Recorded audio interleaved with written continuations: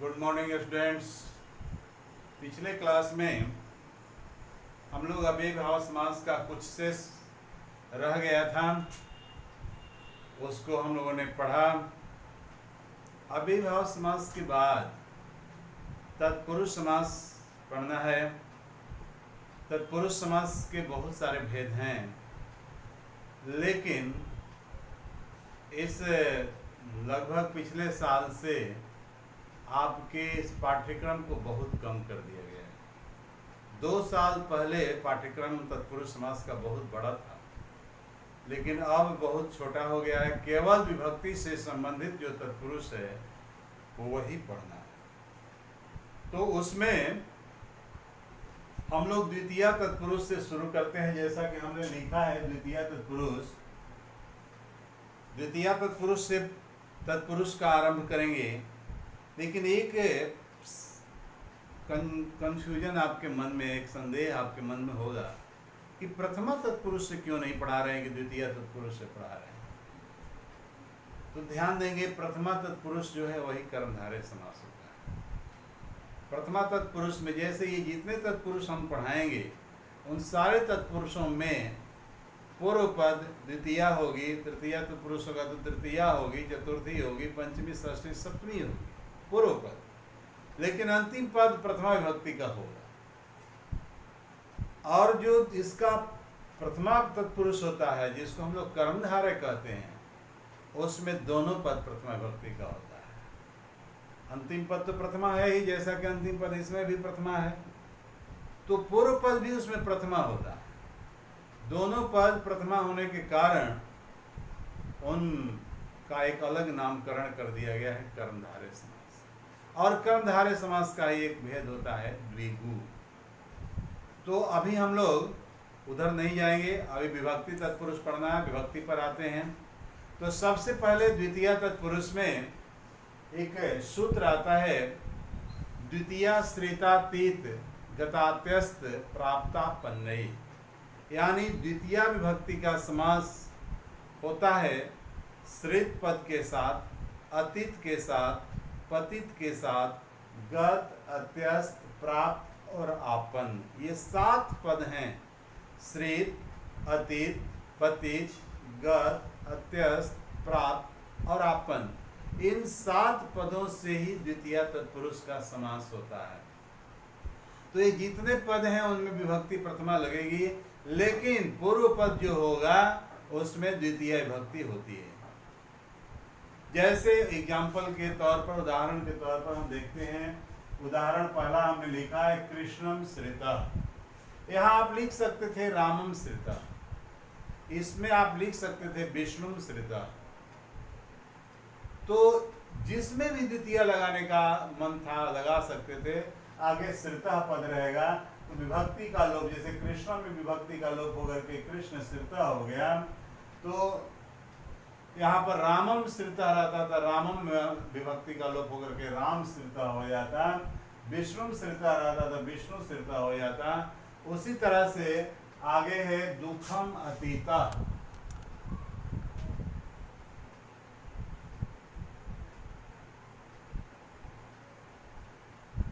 दुखम अतीता। तो दुखम जो है मूल शब्द दुख है, दुख की विभक्ति म जो है लुप्त हो जाएगी द्वितीय विभक्ति, और दुख में अतीत को जोड़ देंगे तो अ मिलके आ हो जाएगा, दुखातीता हो जाएगा। इसके बाद है कूपपतिता, कूपम। आप जानते हैं कूप, कूप का अर्थ होता है कुआं। अब एक बात ध्यान देंगे आप, पतित शब्द का समास द्वितीय से भी होता है और पंचमी के साथ भी होता है। तब आप एक प्रश्न कर सकते हैं हमसे कि सर कैसे समझा जाएगा कि कहाँ द्वितीय के साथ समास होगा और कहाँ पंचमी के साथ समास होगा। तो एक बात ध्यान देंगे कि जहां पर पतित होने के बाद, गिरने के बाद संयोग होगा, मिलन होगा, वो दोनों एक साथ जुड़ जाएंगे, वहां पर द्वितीय तत्पुरुष होगा। और जहाँ पर अलगाव होगा, जुदाई होगी, दोनों में संयोग नहीं बनेगा बल्कि वियोग होगा, वहाँ पर पंचमी तत्पुरुष होगा। जैसे वृक्षात पतितः, वृक्ष से गिरा हुआ, वृक्ष से पतित का अलगाव हो गया, वहाँ पंचमी तत्पुरुष हो जाएगा। पर्वतात पतितः, पर्वत से गिरा हुआ, पंचमी तत्पुरुष समास हो जाएगा। लेकिन यहाँ पर कूपम पतितः, कुएं में गिरा हुआ, कुएं को गिरा हुआ, अर्थात कुएं के साथ जो व्यक्ति गिरा है, जो चीज गिरा है, जो वस्तु गिरी है, उसका उसके साथ संयोग है, मिलन है, और उसके साथ जुड़ा हुआ है, उससे अलग नहीं है, इसलिए यहाँ पर पतित का द्वितीया के साथ समास हुआ। जैसे गर्तम पतितः, गर्त मीन्स गड्ढा, गड्ढे में गिरा हुआ, तो वहां भी होता है द्वितीय तत्पुरुष। तो ग्रामम गता, अगला होगा ग्रामम गता बराबर ग्राम गता। दुखम, इसमें संस्कृत है, विभक्ति को जोड़ सकते हैं, विसर्ग जोड़ सकते हैं। दुखम अत्यस्ता, दुखात्यस्ता, दुख में म का लोप हो जाएगा, मतलब विभक्ति का लोप हो जाएगा, दुख हो जाएगा, और अत्यस्त के साथ संधि कर देंगे, दीर्घ हो जाएगा, दुखात्यस्त। सुखम प्राप्त, सुखम प्राप्त बराबर सुख प्राप्त, विभक्ति का लोप हो गया। दुखम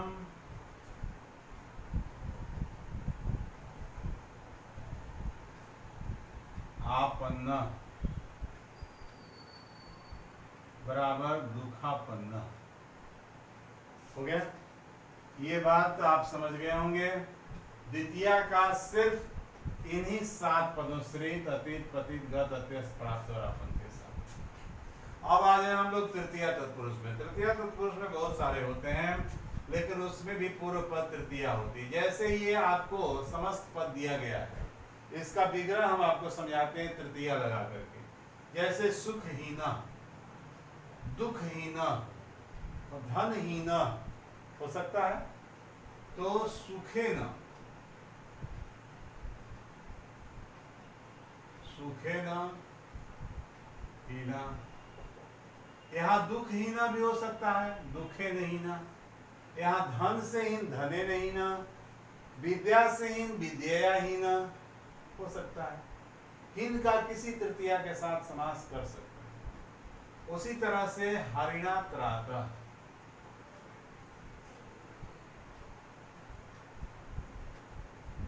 हरि शब्द के तृतीया में हरिणा हो, हरि त्राता, हरि के द्वारा रक्षित, बचाया गया। धान्य न अर्थ,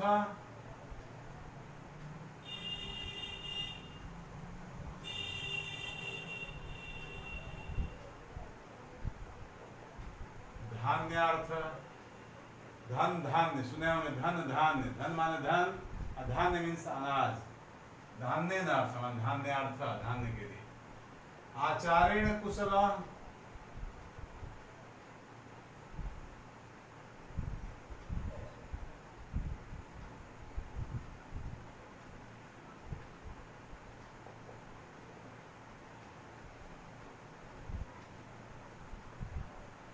नखय भिन्ना, नख से भिन्न किया गया, फाड़ा गया, बेधा गया। विद्याहीना, विद्याहीना आपको समझा चुके हैं ऊपर ही। मदेन शून्य,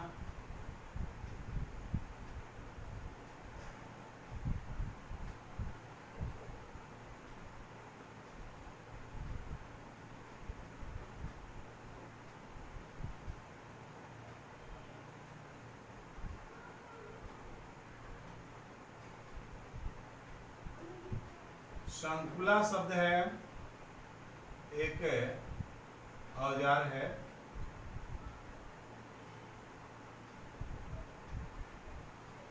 उसके तृतीया में हो गया संकुलया खंड, काटने का एक अस्त्र है या उसको औजार कह सकते हैं। संकुलया खंड, संकुला खंड। मासेन पूर्व,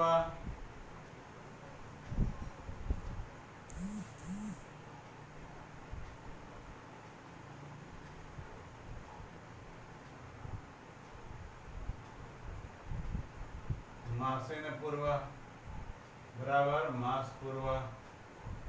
दैवेन रक्षिता,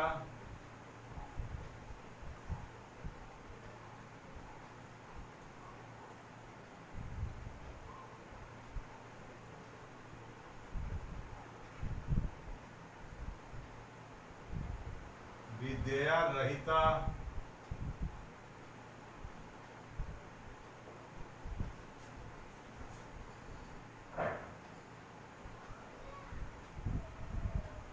पित्रा सदृशा। दो तरह का बनाया गया, पितृ सदृशा, पितृ सम। तो एक हो जाएगा पित्रा सम,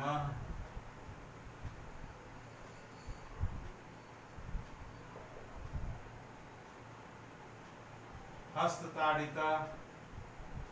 तो हस्ते न कर सकते हैं या हस्ताभ्याम भी कर सकते हैं, तृतीया होना चाहिए। हस्ते न ताड़िता, हस्त ताड़िता, असिना हता,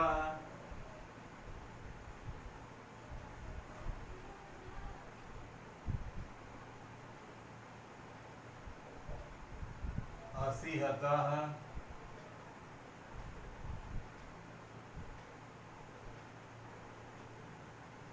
एक कर्म शब्द से अगर बनाना हो कर्महीना या कर्म रहित, तो आप कर्म को धर्म की तरह रूप चलाएंगे, लेकिन कर्म का रूप धर्म की तरह चलता नहीं है। वह जो है उसका एक अलग रूप होता है। तो आप उसको देख लीजिए। कर्मणा, कर्मेण नहीं हुआ, कर्मणा हुआ। कर्मणा हीना बराबर कर्म हीना। इससे बता देना, इसके उचित संज्ञा होने कि कहीं आप कर्म का रूप भी धर्म की तरह न चला दे। धर्मेण, कर्मेण, कर्मेण नहीं होता है, कर्मणा होता है। तो इस तरह से आप द्वितीया और तृतीया अच्छी तरह से समझ गए। इसमें और बहुत सारे उदाहरण, मैं ये नहीं कहता कि और सारे उदाहरण नहीं हो सकते हैं। द्वितीया में भी और सारे उदाहरण हो सकते हैं, सिर्फ और सिर्फ ये अंतिम पद नहीं बदलेगा। अंतिम पद इन्हीं सातों में से होगा। बाकी जो पूर्व पद है वो तो और भी शब्द रख सकते हैं, उसमें द्वितीय विभक्ति लगा करके। वही चीज तृतीया में है। तृतीया तत्पुरुष में भी बहुत सारे शब्दों के साथ इन पदों का समास हो सकता है, जो अंत में आए। हीन है, त्राप है, अर्थ है, कुशल है। इन पदों का समास इधर जो पूर्व पद में तृतीया लगी हुई है, इससे हट करके भी और भी बहुत सारे पद हो सकते हैं तृतीया विभक्ति के, जिनके साथ उनका समास हो सकता है। तो हम लोग अभी द्वितीया और तृतीया पढ़े। एक और आपको पढ़ा देते हैं चतुर्थी, फिर इसके बाद हम लोग पंचमी, षष्ठी, सप्तमी अगले दिन पढ़ेंगे, अगले क्लास में।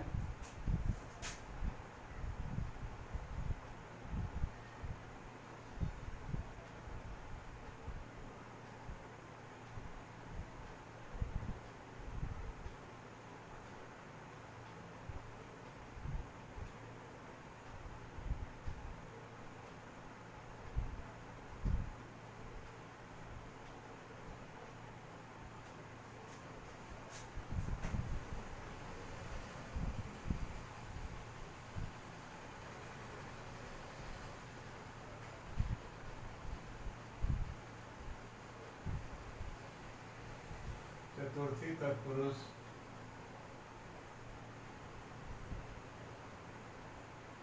इसमें होता है क्या, एक शब्द है तदर्थ, सूत्र में आता है तदर्थ। और इसके बाद है तदर्थ क्या है, मैं इसको पहले बता दूं। तस्मै इदम मतलब हुआ उसके लिए यह।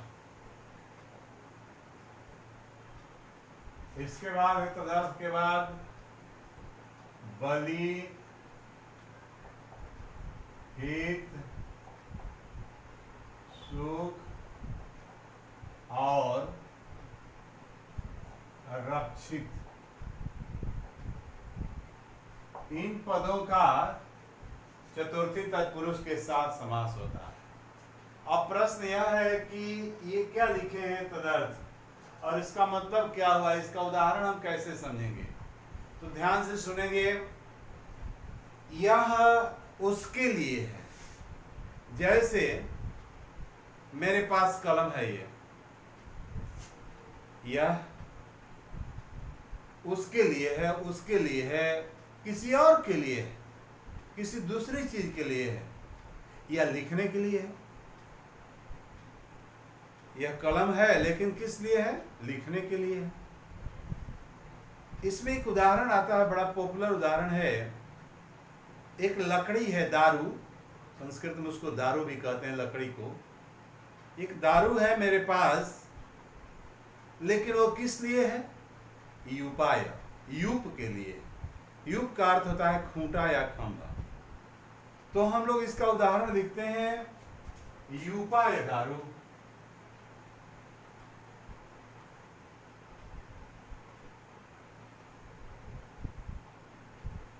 तो कह रहा है कि उसके लिए, चतुर्थी आ गया ये, यूपाय, यूपाय दारू। समास होने पर यूपाय मूल शब्द में आ गया यूप, और दारू तो ठीक है, यूप दारू। उसी तरह से मेरे पास एक सोना है, सोने का टुकड़ा है, सोने का बिस्किट है, जो भी कहिए, लेकिन वह किस कार्य के लिए, कार्य की कुंडलाय, कुंडलाय हिरण्यम।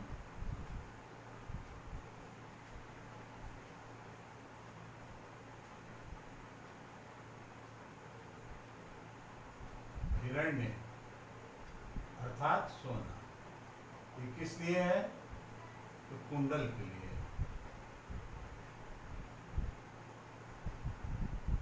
कुंडल हिरण्यम। बलि है, इसका उदाहरण होता है भूताय बलि। आपको समझ में आ रहा होगा कि बलि का मतलब होता है जबह करना, किसी को काट देना, किसी जीव जंतु को मार देना और किसी को अर्पित कर देना। बलि का अर्थ ही होता है समर्पित करना। बलि शब्द का अर्थ होता है समर्पित करना। अब भूताय, किसको समर्पित करना, भूताय, प्राणी के लिए। भूत का मतलब भूत पिशाच नहीं, भूत माने प्राणी। प्राणी के लिए जो हम बलि करते हैं, माने जो कुछ भी समर्पण करते हैं, बलि प्रदान करते हैं, देते हैं किसी प्राणी के लिए, उसको भूत बलि कहते हैं। भूताय बलि।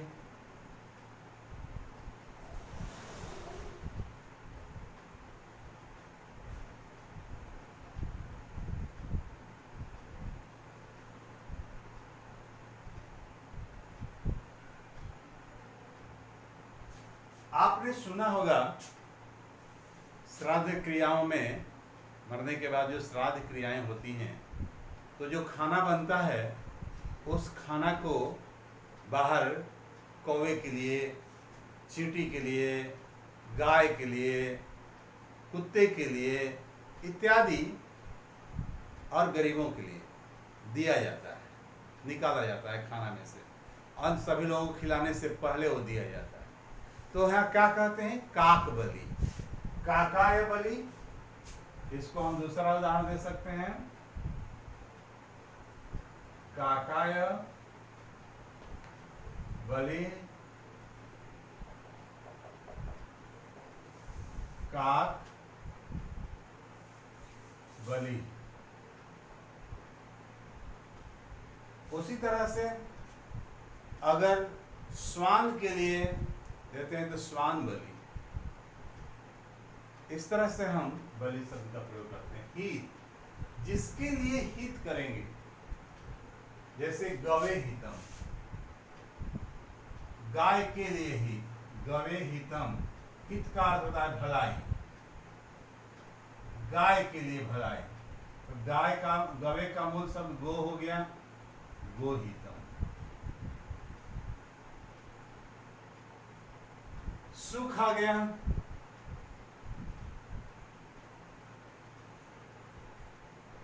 जनाय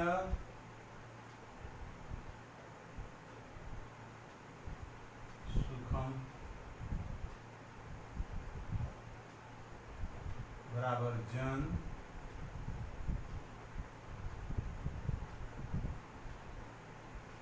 सुखम। और रक्षित, पुत्राय रक्षितम। रक्षित का माने रक्षा किया गया या रखा गया, बचाया गया। माँ पुत्र के लिए कुछ बचा करके रक्षित करके रखी है, तो पुत्राय रक्षितम, पुत्र रक्षितम।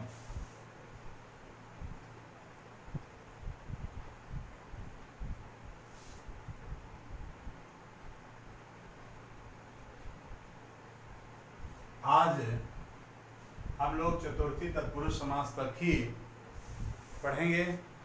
अगले क्लास में पंचमी, षष्ठी और सप्तमी तत्पुरुष के बारे में पढ़ेंगे। इसको आप देखिएगा, कहीं प्रॉब्लम होगा, कहीं समस्या होगी, कुछ संदेह उत्पन्न होगा तो आप कॉल करके पूछिए। बहुत सारे मैसेज आते रहते हैं, समझ में नहीं आता है क्या देखें क्या नहीं देखें, इसलिए आप कॉल करके पूछिए। जितने श्रद्धालु छात्र हैं, जिनको जानने की उत्कंठा है, जिज्ञासा है, वो पूछें, मैं उन्हें क्लियर कर दूंगा, बता दूंगा, समझा दूंगा। धन्यवाद।